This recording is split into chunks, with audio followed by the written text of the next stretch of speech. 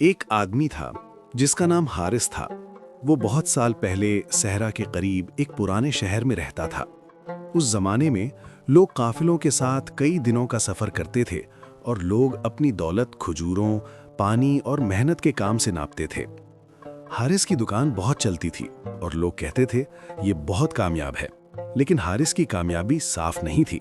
وہ پیسے سے بہت محبت کرتا تھا اور آہستہ آہستہ اس کا دل سخت ہوتا جا رہا تھا۔ جب غریب لوگ کھانا خریدنے آتے تو حارث انہیں ان کے پیسوں کے بدلے کم اناج دیتا۔ وہ تازہ کھجوروں میں پرانی کھجوریں ملا کر نئی کہہ کر بیچ دیتا۔ کبھی کبھی وہ جھوٹی قسم کھاتا اور کہتا، اللہ کی قسم یہ سب سے بہترین ہے، حالانکہ وہ جانتا تھا کہ ایسا نہیں ہے۔ اگر کوئی شکایت کرتا تو وہ مسکرا کر کہتا، چلے جاؤ، اگر خرید نہیں سکتے تو میرا وقت ضائع مت کرو۔ دل ہی دل میں وہ سوچتا، میں بہت ہوشیار ہوں، میں جیتنا جانتا ہوں۔ اسی شہر میں ایک بزرگ رہتے تھے جن کا نام سلمان تھا۔ سلمان امیر نہیں تھے، مگر لوگ ان کی عزت کرتے تھے کیونکہ وہ نرم دل اور انصاف کرنے والے تھے۔ ان کے چھوٹے سے گھر میں ایک چھوٹا سا باغ تھا اور ایک انجیر کا درخت تھا جو ہمیشہ میٹھے پھل دیتا تھا۔ بچے سلمان کے دروازے کے پاس بیٹھنا پسند کرتے تھے کیونکہ سلمان ہمیشہ محبت سے مسکراتے اور پیاری بات کرتے تھے۔ ایک گرم دوپہر کو ایک غریب بیوہ عورت حارث کی دکان پر آئی۔ اس کے کپڑے صاف تھے مگر پرانے تھے اور اس کی آنکھوں میں تھکن تھی۔ اس نے کہا، حارث، میرے بچے بھوکے ہیں، مجھے تھوڑا سا آٹا دے دو، میں اگلے ہفتے دے دوں گی جب میرا بھائی آئے گا۔ حارث نے اسے دیکھا اور اس کے دل میں ذرا بھی رحم نہ آیا۔ اس نے کہا، پیسے نہیں تو آٹا نہیں، چلی جاؤ۔ بیوہ کی آنکھوں میں آنسو آ گئے۔ وہ پھر بولی، اللہ کے نام پر بس تھوڑا سا دے دو۔ حارث غصے میں آ گیا اور اس کے ہاتھ میں موجود چوڑی کی طرف اشارہ کیا۔ وہ چوڑی دو تب آٹا ملے گا۔ وہ چوڑی اس غریب عورت کے لیے اپنے مرحوم شوہر کی واحد نشانی تھی، مگر بچوں کی بھوک کی وجہ سے اسے وہ چوڑی دینا پڑی۔ جب وہ عورت باہر نکلی تو حارث خوش ہو کر مسکرایا۔ بیوہ سیدھی سلمان کے گھر چلی گئی۔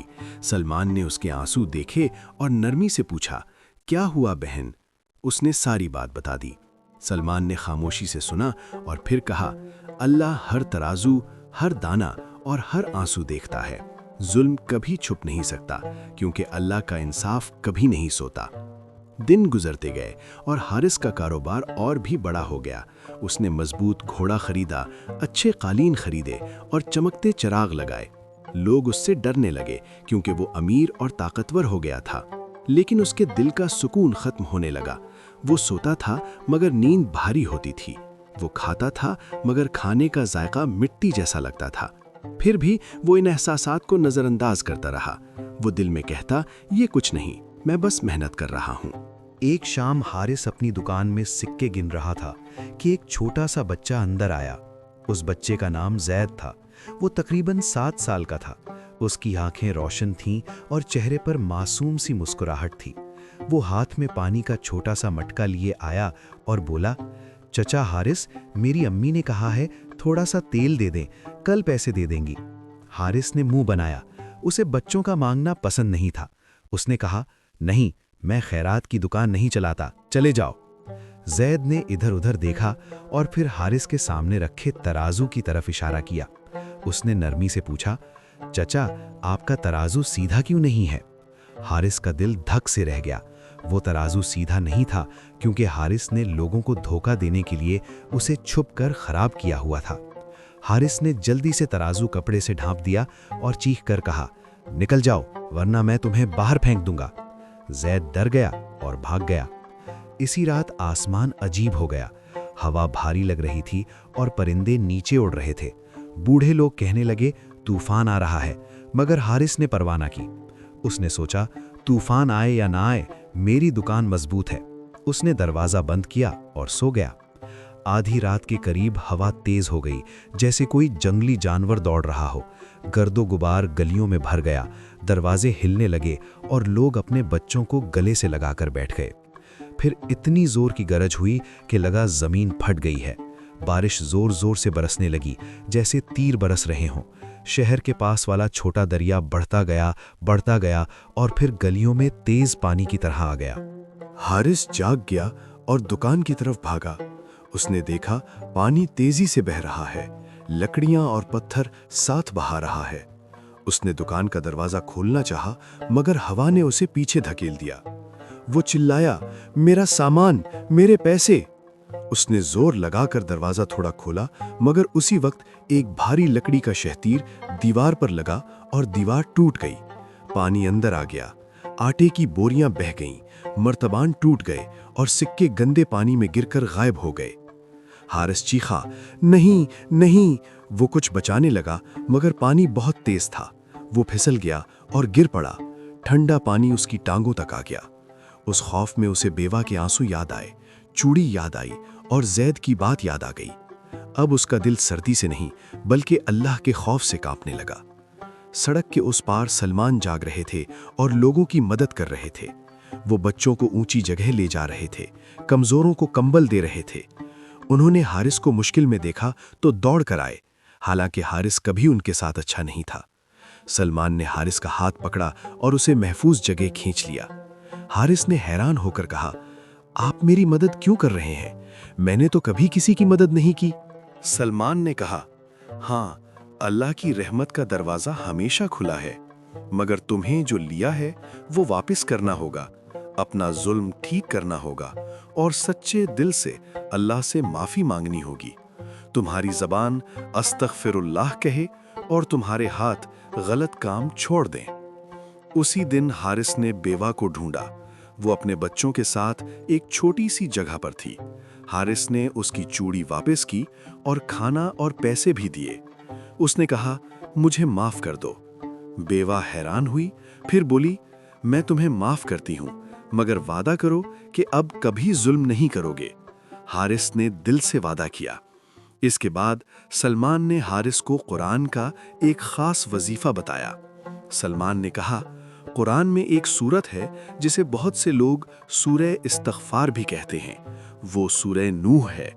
इसमें हज़रत नूह अलैहिस्सलाम ने अपनी कौम को कहा था कि अल्लाह से माफ़ी मांगो तो अल्लाह बरकतें देता है, बारिश देता है, माल देता है और ज़िंदगी में आसानी देता है। इसलिए हर रोज़ सूरह नूह पढ़ो और इस्तग़फ़ार करो। बेहतरीन वक्त फज्र के बाद है, जब सुबह नई होती है और दिल पुरसुकून होता है। अगर हो सके तो मगरिब के बाद दोबारा पढ़ लेना, क्योंकि वो वक्त भी बहुत बाबरकत होता है। और अगर कोई बड़ी मुश्किल हो तो सोने से पहले एक बार और पढ़ लेना, फिर आहिस्ता आहिस्ता अस्तगफिरुल्लाह बहुत दफा कहना, सच्चे दिल के साथ। याद रखो, सिर्फ अल्फाज नहीं, अमल भी साफ होना चाहिए। इस वजीफे की बरकत से अल्लाह करम फरमाता है और ऐसे दरवाजे खोलता है जिनका तुम सोच भी नहीं सकते। हारिस ने यह वजीफा रोजाना शुरू कर दिया। फजर के बाद वो खामोशी से बैठता, सूरह नूह पढ़ता और बार बार अस्तगफिरुल्लाह कहता। मगरिब के बाद भी वो यही करता और सोने से पहले आंसुओं के साथ अल्लाह से माफी मांगता। आहिस्ता आहिस्ता हारिस का दिल बदलने लगा। उसने अपना तराजू ठीक कर लिया। उसने झूठ छोड़ दिया और धोखा देना भी छोड़ दिया। वो पूरा तोल कर देने लगा, कभी कभी ज्यादा भी दे देता।